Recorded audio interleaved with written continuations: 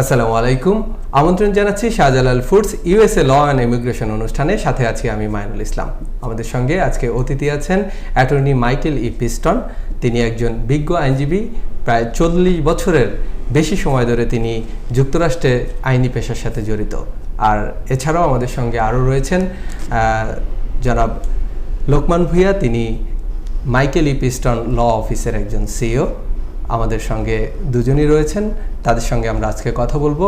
যুক্তরাষ্ট্রে যারা আসতে চান বা যুক্তরাষ্ট্রে যারা স্থায়ীভাবে বসবাস করতে চান, আপনাদের এই ধরনের যে কোনো প্রশ্নের উত্তর দিতে আমরা আমাদের এই অনুষ্ঠানের আয়োজন করি এবং আপনাদের প্রশ্নগুলোর সব প্রশ্নের উত্তর দেওয়ার আমরা চেষ্টা করি আমাদের এই অনুষ্ঠানের মধ্য দিয়ে। Attorney Michael E Piston, thank you very much. Welcome to channel I. Thank you for joining us today. Thank you for inviting me.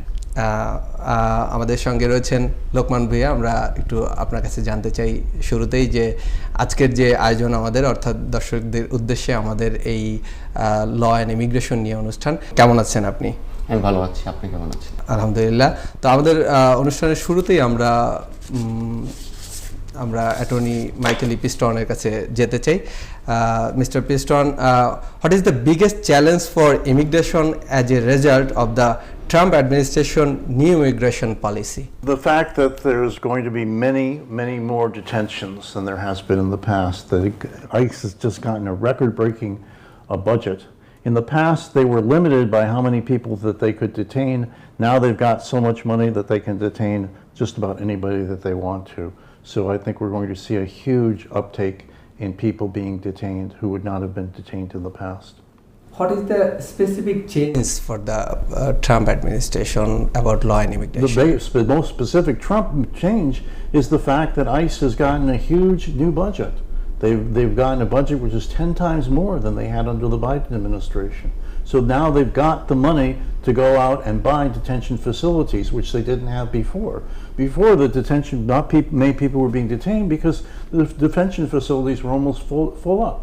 Now they're going to have the opportunity to go out and lease a lot more detention space, and that means there's going to be a lot more detentions. এই যে Trump অ্যাডমিনিস্ট্রেশনের যে পরিবর্তনের কথাটা বলছেন, আপনি কি মনে করছেন যে এই পরিবর্তনগুলো আসলে অভিবাসন নীতিতে কি ইম্প্যাক্ট ফেলছে?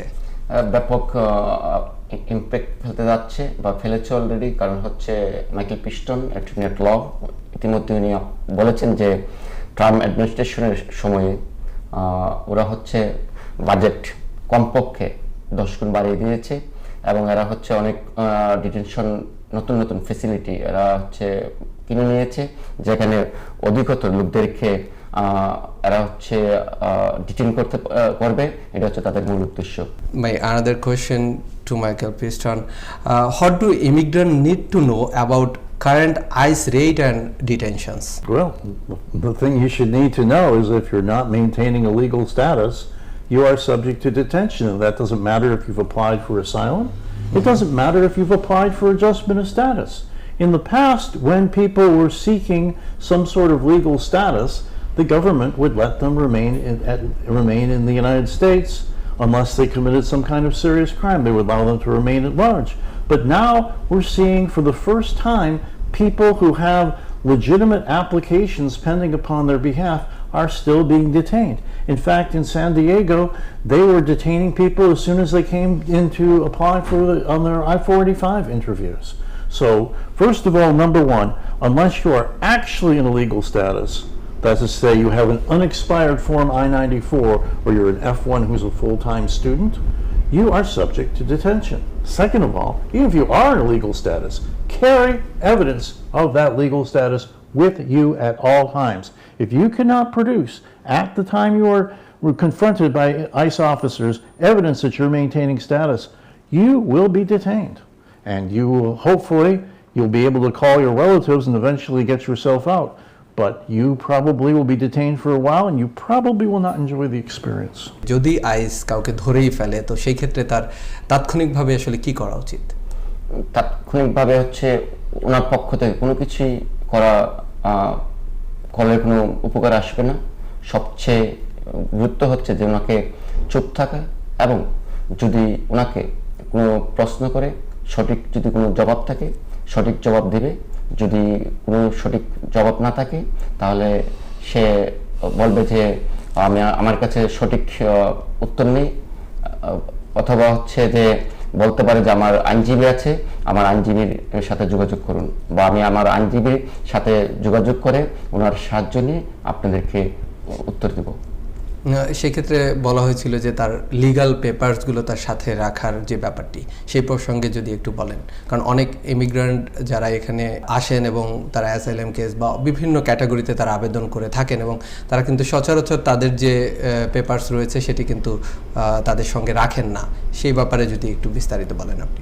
সবাই হচ্ছে যে যদি যার কাছে যেই ডকুমেন্টেশন তাদের হচ্ছে যে তারা যে স্ট্যাটাসটা মেনটেন করতেছে, বা যদি কোনো লিগ্যাল কোনো ডকুমেন্ট থাকে অবশ্যই রাখা উচিত। যদি না থাকে তখন তো তাদের আর কিছুই করা থাকবে না, তখন হচ্ছে তাদেরকে যে সকল প্রশ্ন করা হবে আটক করার পরে যদি ওনার জানা থাকে অবশ্যই ওনারা হচ্ছে উত্তর দিবেন, না থাকলে বলবেন যে আমি আমার আইনজীবীর সাথে যোগাযোগ করব, যোগাযোগ করে পরবর্তীতে যতটুকু সহযোগিতা করা দরকার আইনদেরকে সহযোগিতা করা উচিত। Mr. Piston, what are you thinking about latest visa bulletin? Visa bulletins moves like the stock market. Sometimes it's up, sometimes it's down. So you just have to keep in mind what your priority date is and compare it to the applicable visa bulletin when it comes out.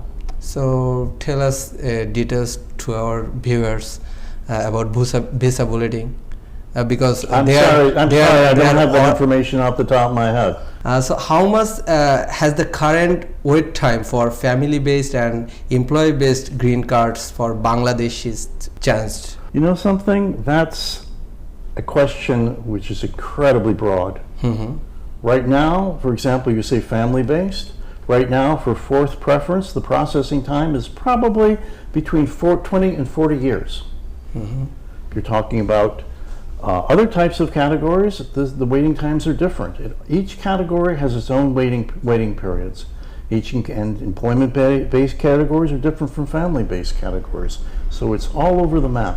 You have to focus on one particular category, and then I might be able to respond to the question. আপনার কাছে যদি আসতে চাই যে এই যে পরিবর্তনটা আসলো তার ফলে কি এই ফ্যামিলি বেস যারা আবেদন করেছে বা অন্যান্য ক্যাটাগরিতে এই সময়টা কি বেড়েছে, নাকি এই সময়টা ধীরে ধীরে কমতে যাচ্ছে ট্রাম্প অ্যাডমিনিস্ট্রেশনের এই যে নতুন যেটা মূলত হচ্ছে যে আপনি যদি একটা একটা করে বলেন, যদি আপনি দুটাকে একসাথে করে দেন ফ্যামিলি বেসড এন্ড হচ্ছে এমপ্লয়মেন্ট বেসড, তাহলে এটার উত্তর দেওয়া অনেক ঝামেলা হবে। সো বেটার হচ্ছে যে question like has the good answer to Attorney Michael Piston. Sir, so right now what is the regarding the employment based green card for the processing time for employment based green card? Again, it's an incredibly wide range. There's unskilled, there's skilled, there's there's advanced degree professionals, there's people of extraordinary ability. Each category has different processing times. For the unskilled? Well, it's very difficult to say. All we can really tell you is that people for whom labor certifications were filed 4.5 years ago are now being interviewed on an EB3 petition, EB3W unskilled petition. Does that mean that people apply now will be interviewed for 4.5 years from now? Maybe it does, maybe it doesn't. It depends upon how many people apply in the future. So EB3 প্রসঙ্গে কথা বলছিলেন, আপনি যদি একটু short করে বলেন যে EB3 ক্যাটাগরিতে আসলে কতদিনে একটা মানুষ তার ভিসা প্রসেস শেষ করে যুক্তরাষ্ট্রে আসতে পারেন? ওটার নির্দিষ্টভাবে যদি বলি তাহলে হচ্ছে এটা ভুল ব্যাখ্যা হবে, কারণ হচ্ছে এটা হচ্ছে রেগুলারলি আপডেট হয়। সো যখন কারেন্ট হবে মূলত হচ্ছে এখন যেটা আছে আমরা ধরে নিতে পারি 3 বছরের মতো বা অধিক সময় লাগতেছে। আপনার যেমন হচ্ছে লেবার সার্টিফিকেট 6 থেকে 12 মাস লাগতেছে, তারপর I-140 8 মাসের মতো লাগতেছে, তারপর হচ্ছে অপেক্ষা করতে হবে। আর বাংলাদেশিদের জন্য হচ্ছে যে EB1 আনস্কিল, এটাকে আমি প্রেফার করি, কারণ বাংলাদেশে অনেক লোকই আছে যারা হচ্ছে আনস্কিল যুক্তরাষ্ট্রে স্থায়ীভাবে বসবাস করতে চাই। এই আনস্কিল ক্যাটাগরিটা নিয়ে কি একটু বিস্তারিত বলবেন?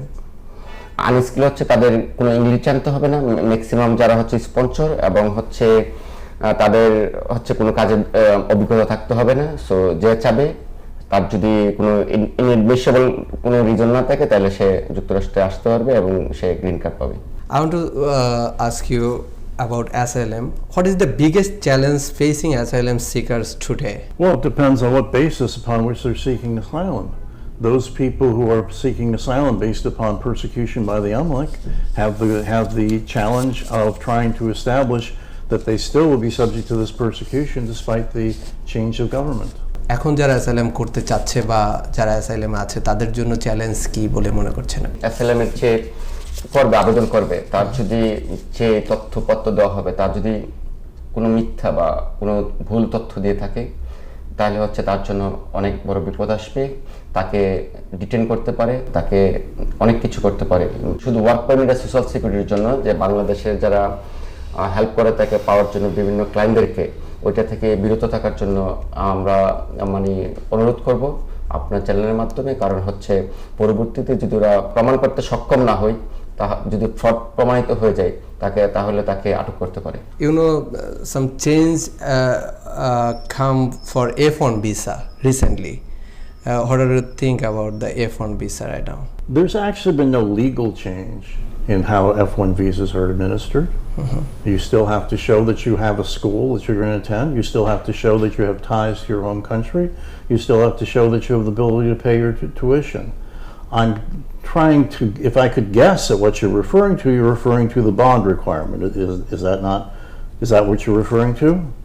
Well, that's a new thing, and it's a problem. You're going to have, but then again, when you compare the bond amount of money to the amount of money that people are going to be spending on their schools, I mean, schools often cost $100,000 a year. So if they're going to be able to pay for their school, they should be able to pay for a bond too.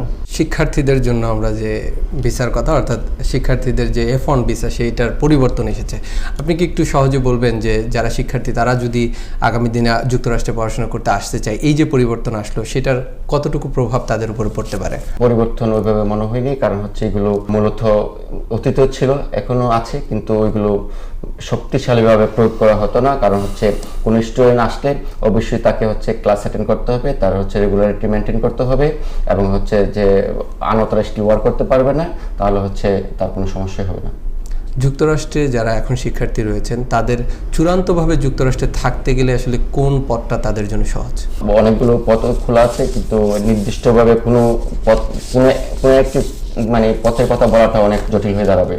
আপনি একটু বিস্তারিত বলতে পারেন সেক্ষেত্রে যে আসলে কোন কোন পথগুলো তাদের জন্য খোলা রয়েছে বলে আপনি মনে করছেন? স্টুডেন্ট যখন ব্যাচেলার ডিগ্রি কমপ্লিট করবে, তারপরে হচ্ছে সে সিপিটি বা ওপিটি পাবে। ওপিটি পাওয়ার পরে তাকে যদি কেউ স্পন্সর করে পার্মানেন্ট এমপ্লয়ি হিসেবে, তাহলে সে স্থায়ীভাবে বসবাসের জন্য সুযোগ পাবে। So I come to Mr. Piston. What kinds of change do you see in the US immigration system in the next year? Nothing good. Currently, the Congress is controlled by immigration restrictionists. If anything passes, we can expect that there will be no more restrictions on immigration. So would you please tell details to our viewers? Well, we don't know, because there's a lot of proposals in Congress. The mere fact that something's been proposed doesn't necessarily mean it's going to be adopted. But for example, there's the bills to propose to virtually abolish the H-1B program. There's been bills to propose to eliminate diversity visa. There's been many bills that are proposed, and but very few that are going to liberalize the immigration system. Most of them are aimed at restrictions.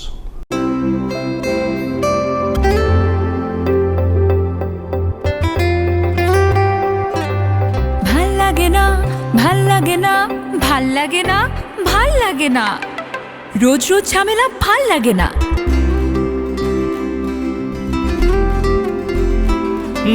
ঝামেলাহীন নাস্তায় এই নাও শাহজালাল। স্বয়ংক্রিয় মেশিনে হাতের স্পর্শ ছাড়াই উন্নত কাঁচামাল দিয়ে স্বাস্থ্যসম্মত উপায় তৈরি হয় শাহজালাল ফ্রোজেন পরোটা। শাহজালাল, ঐতিহ্যের অনন্য স্বাদ, বিশ্বময়। চলো হারিয়ে যাই তুমি আমি দুজনে মিলে,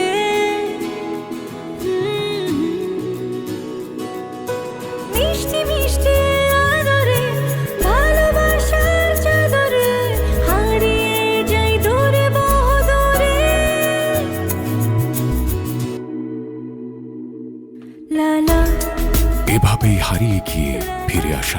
গল্পগুলো বুনি শাহজালাল ফুড প্রোডাক্টসের বিস্কুট এবং ড্রাই ফ্রুটের সাথে। শাহজালাল, ঐতিহ্যের অনন্য স্বাদ, বিশ্বময়। So, what is your special message or suggestion for the Bangladeshi community? I really could not respond to that. I really don't know even what community you're referring to. You're referring to the community in the United States or the community out in Bangladesh? Okay, The community in the আমরা যদি United একটু- States. হ্যাঁ, আমরা যদি একটু ইয়ের কাছে আসি, লোকমান ভাই, আপনি বলেন যে বাংলাদেশি কমিউনিটির জন্য, মানে যারা এখন ইতিমধ্যে এখানে এসেছেন, তারা আসলে অভিবাসী হতে চাচ্ছেন, তাদের জন্য আপনার সাজেশন কি হবে? মিথ্যা বা ভুল কোনো পথে বা কোনো অন্যায়ভাবে যদি কেউ স্থায়ীভাবে বসবাসের চিন্তা করে থাকে, ওইটা থেকে বিরত থাকার জন্য তাদের কাছে আমি অনুরোধ জানাচ্ছি। আইনগতভাবে তাদেরকে আসলে কোন কোন বিষয়ে সতর্ক থাকা উচিত? ফ্রড ম্যারেজ, ফ্রড বাওয়াকিজ, এটা আরেকটু ফ্রড অ্যাসাইলাম, তাদেরকে এগুলো থেকে বিরত থাকার জন্য আহ্বান জানাচ্ছি। আচ্ছা, আমরা বলতে চাচ্ছিলাম যে বর্তমান পরিস্থিতিতে যাদের কোনো বৈধ স্ট্যাটাস নেই, তাদের জন্য আপনার প্রধান পরামর্শ কি হবে? যারা বৈধ যাদের স্ট্যাটাস নেই, তারা বাংলাদেশের স্বেচ্ছায় চলে যাওয়া তাদের জন্য উত্তম বা মঙ্গল।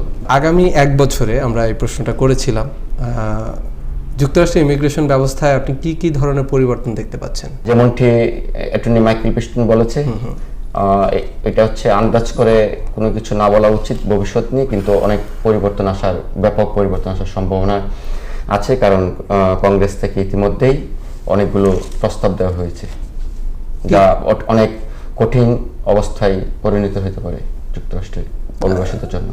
যদি 1-2টা উদাহরণ হিসেবে আপনি বলতে পারেন এই ব্যাপারে। ভবিষ্যৎ নিয়ে আমি কোনো কিছু বলতে চাই না যতক্ষণ পর্যন্ত এটা বাস্তবায়ন না হবে বা কার্যকর না হবে। গ্রিন কার্ডধারীরা যদি দীর্ঘ সময় যুক্তরাষ্ট্রের বাইরে থাকে, তাদের কি ধরনের ঝুঁকি তাদের সামনে আসতে পারে? অনুমতি ছাড়া যদি বাইরে থাকে, তাহলে হচ্ছে তাদেরকে যখন ফিরে আসবে এবং হচ্ছে যখন পোর্টে আসবে ইন্সপেকশনে, তখন তাদেরকে রিমুভাল প্রসিডিং দিয়ে দিতে পারে। Okay, I come to Mr. Piston. Bangladeshis are increasingly interested in the EB3 visa right now. So, what is the current reality of this program? Are you referring now to programs where the program attempts to obtain a job offer for the person? It's very real. Very well. So, what is your suggestion for this program? So, everybody can join this program, or Yeah. it have some specifically. Basically, EB3 unskilled is for people with no skills. The employers, there are companies which find people unskilled jobs like janitors or working in chicken factories or things like that. And if somebody is motivated enough to come to the United States and wants to work for at least a year in one of those jobs and are prepared to pay the fees of the companies involved, there's really no reason why they wouldn't be able to use it. The problem is we really can't tell at this point how long it's going to take. As I said before, right now people for whom labor certifications, which is the first step in the process, were filed 4.5 years ago, those people are being interviewed. But that doesn't necessarily mean it's only going to take 4.5 years. It might take more. Theoretically, it could take less. Everybody can apply for this EB3. If they have a job offer. And of course, if they have their own job offers, then they don't need a company to find one for them. But if they need a company to find one for them, then those companies charge fees.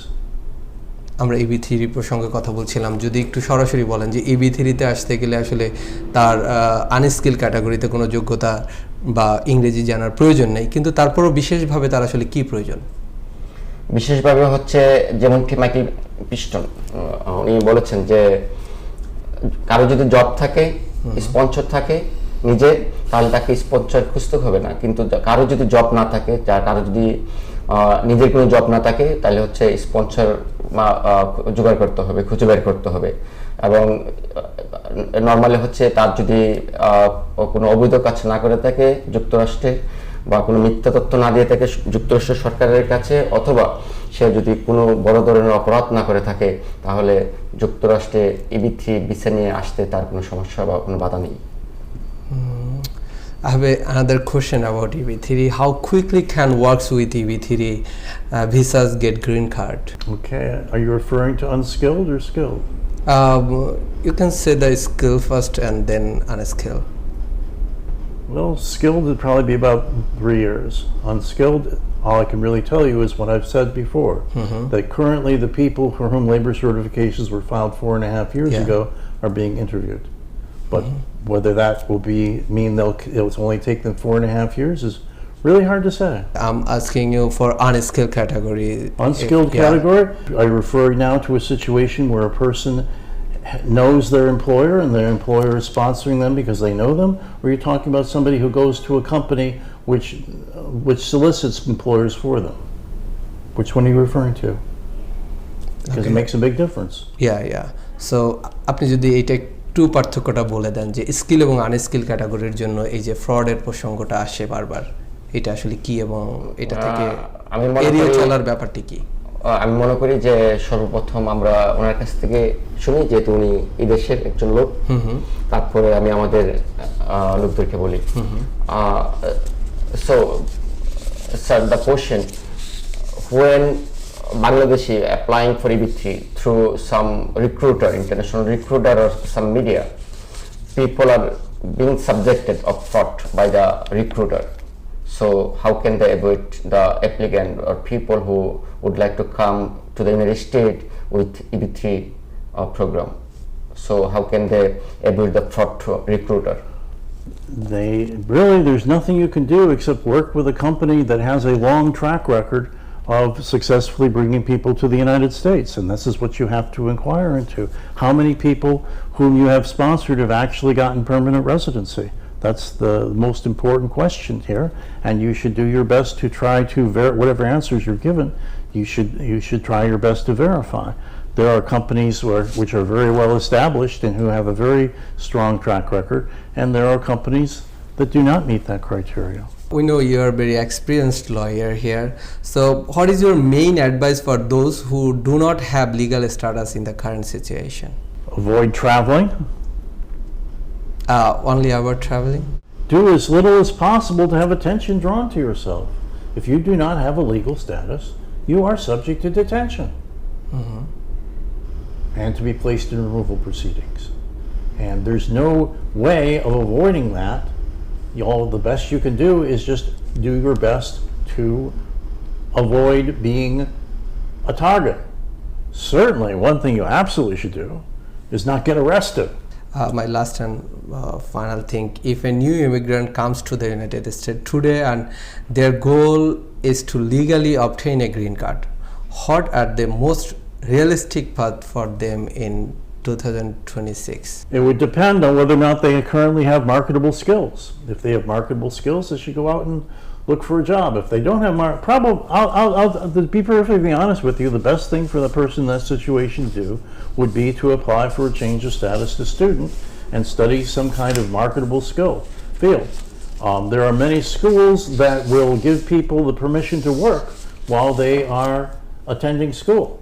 So often this is the fastest way for people to get employment authorization, is go to a school and ask for what is called curricular practical training. Many schools will offer curricular practical training from the very moment that you start attending the school. These are so-called day one CPT programs. In other cases, you may have to go to school for a year before you become eligible for CPT. But probably the best thing to do would be to change your status to F1, get CPT, find a job, and impress your employer with your skills and your diligence, and convince him to sponsor you for permanent residency. একই প্রশ্ন যদি আমি আপনাকে করতে চাই যে যুক্তরাষ্ট্রে যারা চলে এসেছেন তাদের সহজ পথ কি হতে পারে গ্রিন কার্ডের জন্য, গ্রিন কার্ড আবেদনের জন্য? আমি ওনার সাথে একমত যে সবচেয়ে সহজ হচ্ছে যে কোনো কারিকুলাম, কোনো ভোকেশনাল স্কুলে যদি যাই, ওরা হচ্ছে প্রথম দিনতেই তাদেরকে সিপিটি দেয়।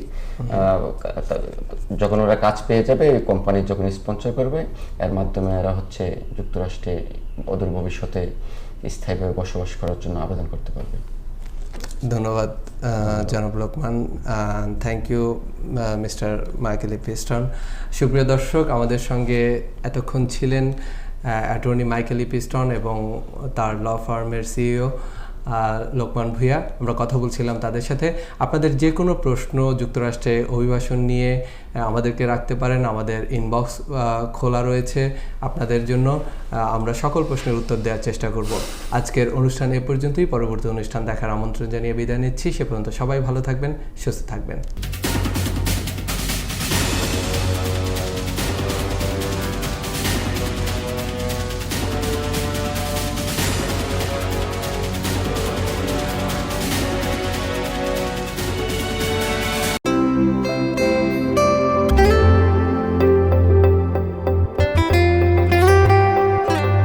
ভাল লাগে না, ভাল লাগে না, ভাল লাগে না, ভাল লাগে না, রোজ রোজ ঝামেলা ভাল লাগে না।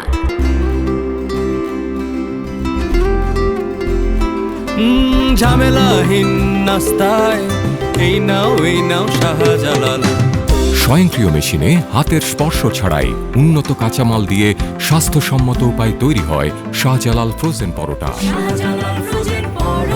শাহজালাল, ঐতিহ্যের অনন্য স্বাদ, বিশ্বময়। দূরে বহু দূরে চলো হারিয়ে যাই তুমি আমি দুজনে মিলে।